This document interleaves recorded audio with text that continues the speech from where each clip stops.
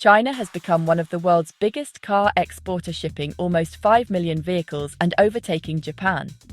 And those ships, they're now docking everywhere, from Europe to the Middle East, Latin America, and beyond. So why are Chinese cars suddenly everywhere in Europe? Let's break it down, fast. Quick snapshot of the global export surge from about 1 million cars in 2019 to more than 8.3 million cars in 2025. China is now the #1 global cars exporter. In Europe, imports of China-built cars climbed to 832,000 units, where Chinese brands grabbed an estimated 8 to 9% of EV sales. Total market share is still low single digits, but rising fast. Here's what's powering the rise. First, scale and batteries. CATL and BYD lead the battery stack. Gigafactory scale, global supply reach. If you control the most expensive component in an EV, you control the game. Second, price performance. Big screens and polished infotainment, ADAS that rivals class leaders, and decent real-world range. Third, speed, product cycles measured in months, not years. The use of over-the-air updates fix bugs, and the ability to keep their cars feeling new. Fourth, design and safety. Where a lot of these cars now score 5 stars on Euro NCAP, the cars have European-tuned suspension. The interiors are premium in look and feel, and the quality gap has been narrowed, fast, and getting better with each successive iteration of vehicle update. Fifth, distribution and badges.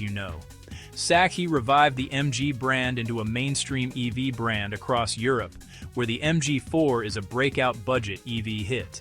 Geely owns Volvo, Polestar, and Zeekr. Add to this the policy plus currency tailwinds, with EV incentives in China, a weaker yuan versus the euro, and an export push at home. Till now, the Chinese makers have done well. Who's winning?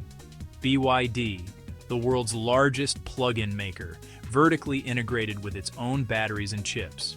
Chery have also done exceptionally well with great brands like Omoda and JQ, with GWM doing equally well with ORA and WEY. The innovative brand, NIO, has impressive battery swapping as a calling card.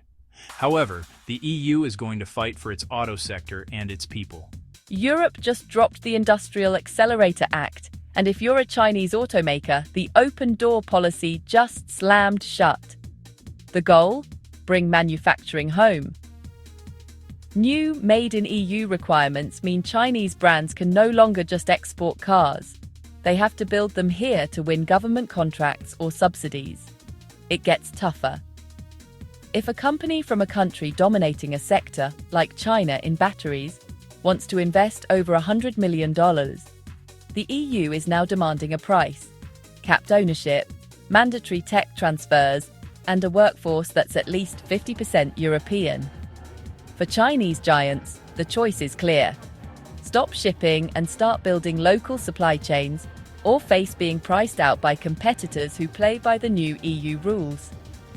The Made in China era in Europe is shifting to Made in Europe by everyone.